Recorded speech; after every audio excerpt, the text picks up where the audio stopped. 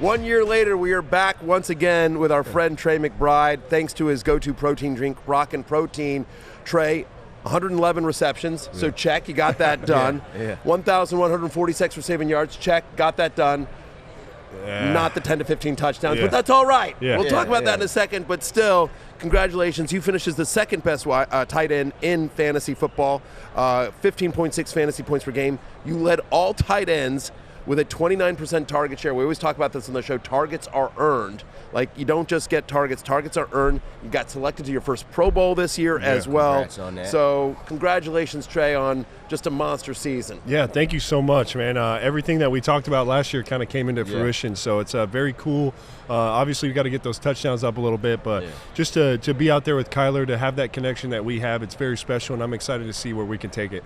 And we talked about this before the show. You were on my preseason love list. You were, I was talking about you as, I do my ride or die thing, and you were my tight end ride or die as well. So you made me look smart. Thank you very much. Not every player does, or I maybe do it to myself. So congratulations. But I just want to talk about the touchdowns because it sort of became a thing. Like, it's not like you weren't being productive. It's not like the Cardinals offense wasn't moving the ball or scoring. Right. It just was it one of those things that just sort of fluky, or did you find out because you're such a big target when we got into the red zone, defenses, gave you more attention, and then it freed stuff up like, oh, we can run Connor off tackle, or there's MHJ, or there's Wilson in the end zone. Yeah, it's one of those things. I think it was a little bit of a fluke. It was one of those things where we were producing so much. I was having so many catches, and just for whatever reason, we just weren't scoring touchdowns. Whether he would miss me, I would run a bad route, or offensive line would miss a block. Just for whatever reason it was, we just weren't scoring. But it was funny because all my teammates were like, man, I didn't realize you didn't have a touchdown. I thought you'd scored 5-10 times by now. That's what it seemed like. And it was just one of those things. But to finally get in the end zone at the end of the season, to just kind of get that monkey off my back and people would shut up and stop talking about it was probably the most, best thing about it. Yeah, but it was amazing. Like Matthew said, you finished as the second best tight end in fantasy despite not having the touchdown equity. Right? And those numbers that you predicted for yourself last year, you did that in 15 games. Like, you crossed the 100 catches, 1,000-yard mark in 15 games. So you spoke it into existence. Yeah. So let's do it again. Call your shot again. It could be individually. I mean, you can't, like, those numbers are high, so it's not much higher you could go. So it could be a team goal or individual goal. So just call your shot again for the 2025 season. I kind of like what I said last year. I like the 100,000 and 10. I think I'm going to stick with that, but most importantly, I want the Cardinals to get in the playoffs. I think we were right there last year. We were knocking on the door, and we just didn't break it down. But this year, I feel like Monty, JG, they've done a great job of building the team, building the culture, and I think next year there will be no question we'll be in the playoffs.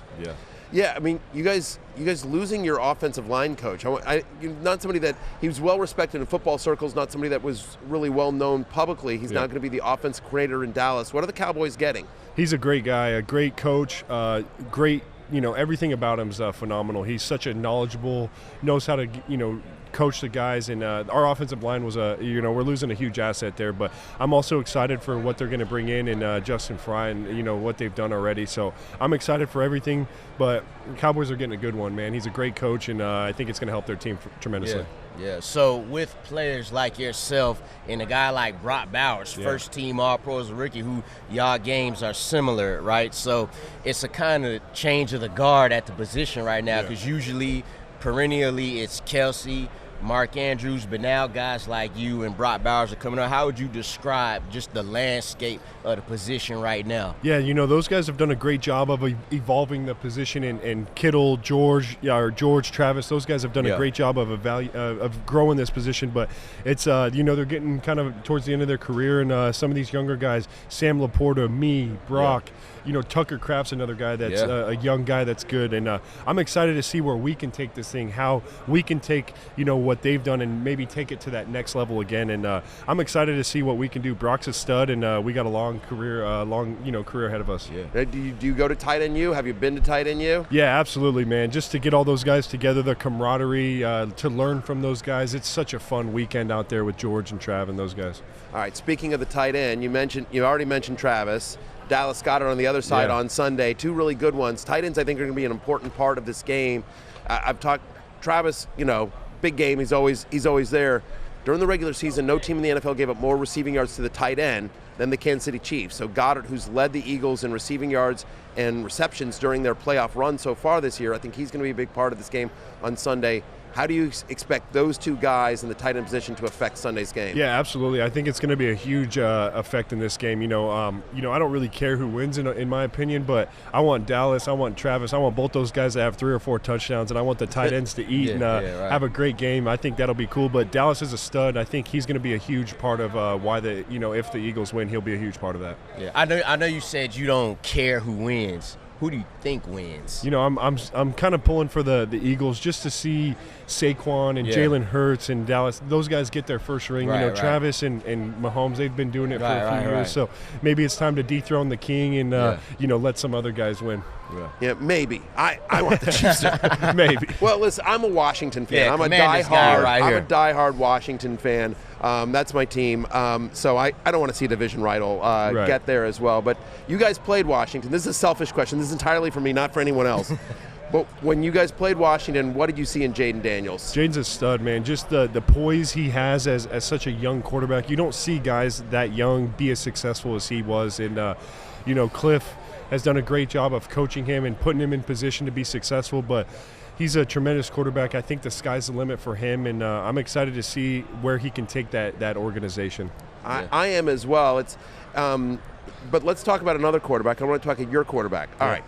So I went out of the season. I don't know how much you pay attention to fantasy football or me, but I went out at the beginning of the season and I said, my ride or die is Kyler Murray. Yeah. I went out big, and my ride or die has been pretty successful. Jalen Hurts the year he broke out, Austin Eckler the year he broke out, Amon-Ra St. Brown 2 years ago. So Kyler was my ride or die. And Kyler, and the weirdest thing is that I thought Kyler had a great year NFL-wise.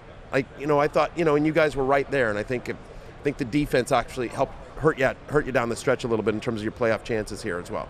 But the weirdest thing is, fantasy-wise, Kyler didn't run that much. And I don't know, I'm curious, as somebody who was in the huddle and in the offensive meetings all week long, was that a design? Is that just the way the offense went? Because it's such a part of his skill set, and it just didn't feel like they called very many design runs for one of the fastest guys in the league. Yeah, I think it's a little bit of both. Kyler obviously was coming off a knee injury, so I don't know if that had anything to do with it. Maybe he was a little more timid to run and things like that, but he's a tremendous guy. He makes so many plays with his legs. He makes so many plays with his arms. So he's a guy I love playing with, because you never know when the play's over, man. You think he's going to get sacked, and all of a sudden he spins out of it. He makes a couple guys miss, and he's out for the races. But I think that'll be a huge part of our game next year is, those design quarterback runs, the stuff where he can just go out there and be an athlete and make plays, because, I think he has MVP potential, and I'm just excited to see, where he can go. No question. You've predicted your numbers and how you would do. So you guys took Marvin Harrison Jr., right? And he came along pretty well. He didn't go for 1,600 yards like most people thought he would, right? But how do you see him evolving and developing as he goes in the year 2? Like, what kind of leap do you think he could take going into his second year? Yeah, most people, when they come into the NFL, it's such a huge jump from college to the NFL, and it takes a little bit of an adjustment. And he had so many expectations on him, and the way that he handled all that stuff was tremendous. Coming from his family, his dad, obviously he's expected to do a lot, and the way he handled in himself was tremendous. But the jump he's about to make is tremendous. I think once he figures out how Kyler likes to play, he's getting better at that, and most importantly, just understanding defenses and how to get open in this league. It's a little different, and it's harder than it is in college. So I think he'll make a huge jump, and I'm excited to see where he can take this thing, because he's a freak of an athlete. So this is the year he'll go for 120 catches and 1,300. Okay, I got you. That's right. And Kyler's going to run for 600 yards. It could happen. Everything's going to happen. Well, listen, I think your guys' preseason win total was like 6, maybe. Everything. You guys absolutely really exceeded expectations. Didn't get into the playoffs the way you guys wanted to, but I think anyone looking at the Cardinals season from last year has to say that was a success. Here's my question. Fantasy football a lot of times comes down to both talent and opportunity, right? Yeah. And we always talk about targets get earned. We know about you, we know about Marv, we know about Michael Wilson, we know about Kyler, James Conner, obviously. Is there someone on the team that isn't a household name, but that if he were to get an opportunity, you see it in practice every year, like, that kid, that kid gets on the field, watch out? You know, there's two guys that stick out to me when you say that. I think Greg Dortch is a guy who is a sneaky athlete, man. A guy who doesn't get a lot of chances, but when he gets that chance, man, he makes something happen with it. And another guy, Trey Benson, our backup running back. You know, James is obviously the helm. He's the face of the running back position there. But Michael Carter and Trey Benson are two guys that back him up. And both those guys, I have so much confidence in them, and they have so much elite playmaking ability, and any chance they get, I think they make it happen. We've talked about the human Dortch. We call him the human Dorch. Greg Dortch, a decent amount on the show. We love Dorch. We wish Greg would get more opportunities as well. We agree with you. Yeah, I think he's a freak of an athlete, and he doesn't get what he deserves sometimes. In this upcoming NFL draft, it's been said that the quarterback class isn't as deep, but y'all don't have to worry about that. Right. There are other positions that are deep and talented in this draft. Where would you like to see, you guys kind of pick up somebody and bring in, whether it be a specific player or a certain position? Yeah, I think, something that sticks out to me is our defensive front, maybe a big nose guard or an edge rusher. Myles Garrett just requested a trade, so maybe we can get him over. Get him. If we can get him in the valley, man, that would be fun. Although I don't want to block him in practice. That sounds horrible, but, man, I'd love to have him on our defense. You can get somebody else to chip him. There you go. You don't have to do that in practice. Y'all going to have, 3 other tight ends anyway. Yeah, exactly. You can get somebody else to do that, Trey. Listen, Trey, you are the newest member of Team Rockin'. It's a team of athletes who don't compromise on their performance and never settle on taste or high-quality protein. Talk to me about your partnership with Rockin' Protein. Yeah, they're just a protein company. They're based in Arizona, so right in my backyard. But something that I really love about them is the taste of the protein. It doesn't have that chalky taste afterwards that most proteins have. And they have 3 great flavors, vanilla, chocolate, and strawberry. So you can kind of choose whatever you like. High on protein, and it's not just for athletes. It's for anybody who's working out, whether you're a weekend warrior or you're a professional athlete. It's for everybody, and it tastes phenomenal. Wow, that's awesome. Congratulations on the partnership. Congratulations again on a monster year. You called your shot. Not everyone calls their shot and hits it. Over 1,000 yards, over 100 catches, tight end 2 in fantasy, number 1 in our hearts, Trey McBride. Please come back next year, and we'll celebrate another great year. Yes, sir. Thank you guys so much. Hey, it's Matthew Berry from NBCSports.com and RotorWorld.com, and I want to thank you so much for watching whatever it is you just watched, or if nothing else, being too lazy to click out of the autoplay after this video started, after whatever it is you actually wanted to watch finished.